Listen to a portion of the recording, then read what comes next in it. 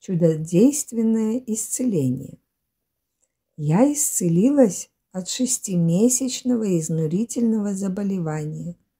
Врачи подозревали опухоль, вследствие которого потеряла в весе 14 килограммов. Никакое лечение не давало результата. Еще за несколько дней до получения письма о том, что заказанная мной панихида по блаженной Ксении уже отслужена, моя болезнь внезапно прекратилась. Врачи были в недоумении.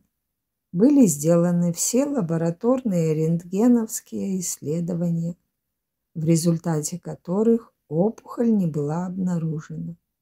Это чудо было ниспослано мне Господом Богом по ходатайству блаженной Ксении Петербургской, раба Божия Н.